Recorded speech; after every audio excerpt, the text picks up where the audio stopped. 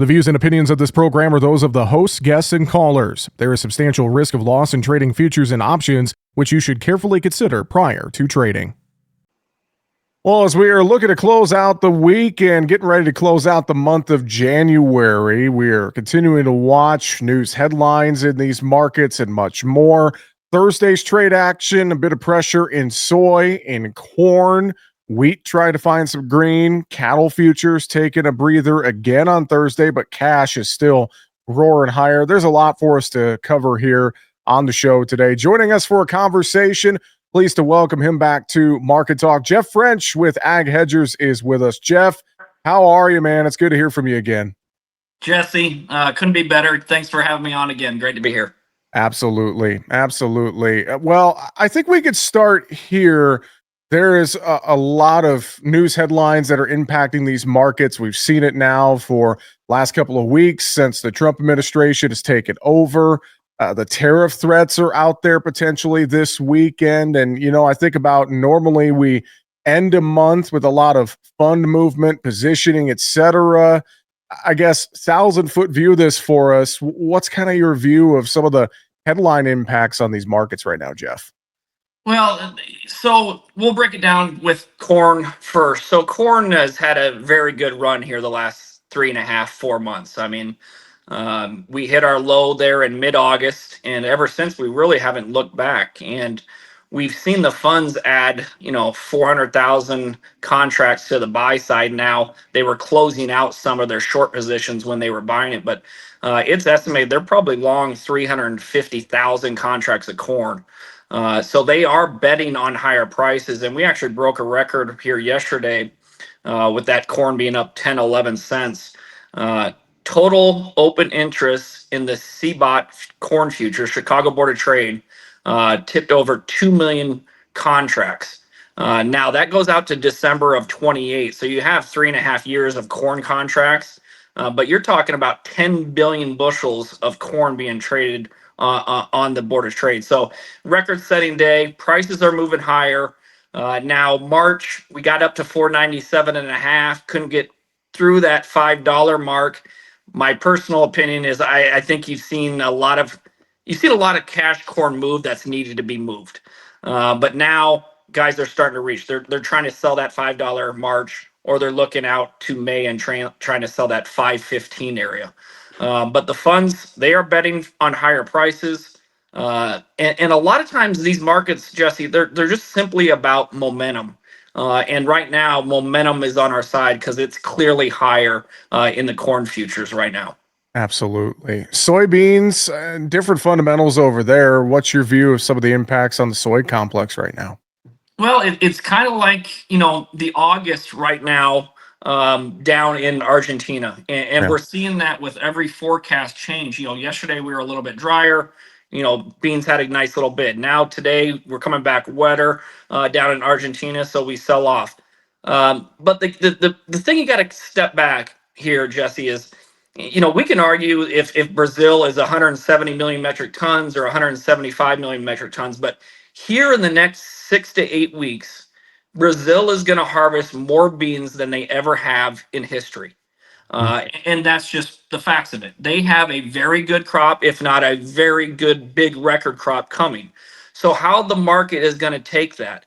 And there's been a lot of arguments of, it's been too much rain up north.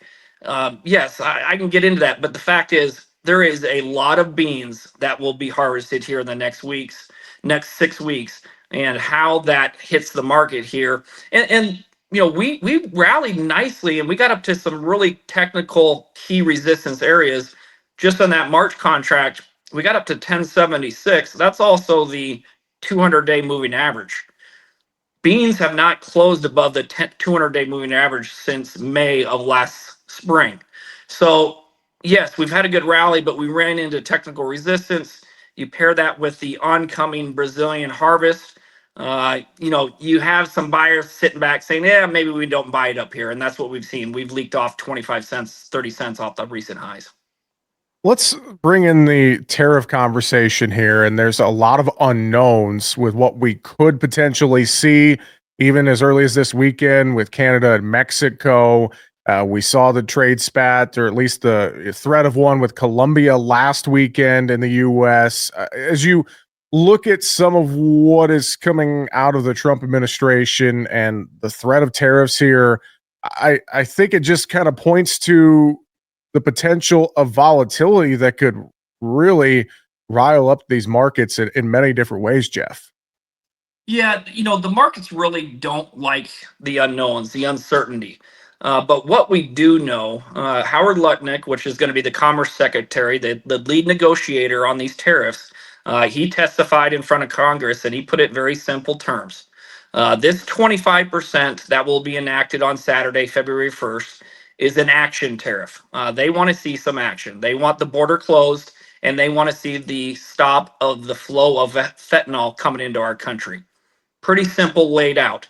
So we'll see how the countries Canada and Mexico um, reply to those to those demands, and what they do if the tariffs are enacted. That's what we don't know, is what are they going to respond to.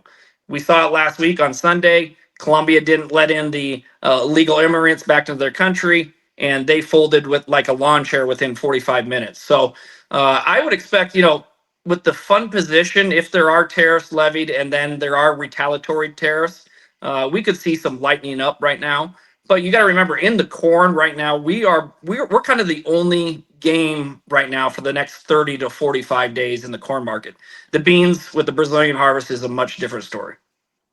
Let's talk about the livestock trade here as well, Jeff. I know you work with a lot of cattle folks, a lot of feedlots in Western Iowa, where you're at, out in Nebraska, cow calf guys, etc. I mean, just this cattle market's been so red hot here. Futures breaking through, record levels here the last several sessions, then kind of pulling back a bit here midweek to the end of the week.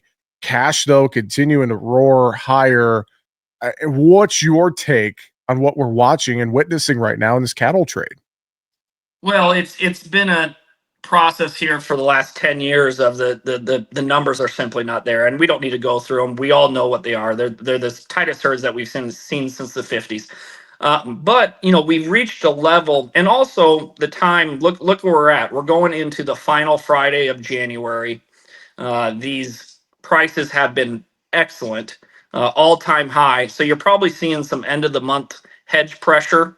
There was huge open interest activity at the $200 mark in the April fat cattle today, buy and put options. I mean, I tell my guys, I don't know how high this thing can go, but what I can tell you is when this thing does top out and it does turn over, it's going to be a quick ride down. So buy some puts, $10 out of the money, and let this thing rip. But fundamentals remain extremely tight, extremely strong. Beef demand domestically is extremely strong.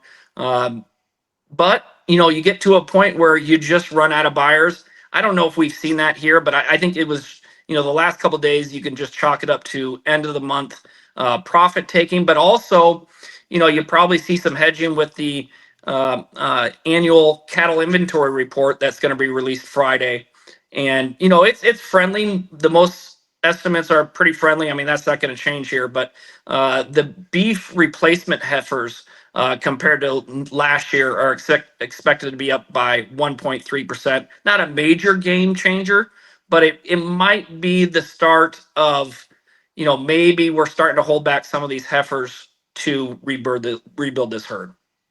Jeff, what other markets are you paying close attention to here as we close out the month? Anything else big on your mind that folks need to keep an eye on right now? Well, today specifically, Jesse, you had gold futures hit an all-time high, $2,828 per ounce. I think that goes directly with the Fed announcement there yesterday, where they are pausing the interest rate cut. That the interest rates dominates all of what we touch. I mean, our business is a very capital intensive business, so that's the one factor that I'm watching with the interest rates, but also with the Trump administration. They've taken on this stance of drill, baby, drill. Energy prices, again, that will trickle down to everything. That's something that we're watching on a daily basis as well. And I think about this too, and we talk about this so much on the show, but just whatever commodity or protein you're trading, managing your risk here at some of these price levels is just so key, isn't it, Jeff? Well, I mean, the cattle is the perfect example. I mean, we have the best strong fundamentals. We know that we have the funds that are record long feeder cattle. Uh, we don't know how long this can last, but we've all been in this market long enough that we probably know that this is not going to last forever. And on Tuesday this week, Jesse, you could go out 15 months. You could go out to April of 2025 fat cattle and lock in $1.96. So I just tell all my guys, do something. Buy some puts here, get some LRP, sell some calls, transfer some of that risk in the pen, and put it on paper. Good thoughts for sure. Jeff, before we let you go, folks want to reach out to you there for a conversation at Ag Hedgers. I know a few different ways to get in touch. How can folks get a hold of you? You can reach us on the X platform at Ag Hedger, and you can reach us here in the office at 312-217-0122. Always appreciate the insight. We'll have to get you back on the show again real soon. Jeff French with Ag Hedgers, thanks for joining us on Market Talk today, and have a great weekend.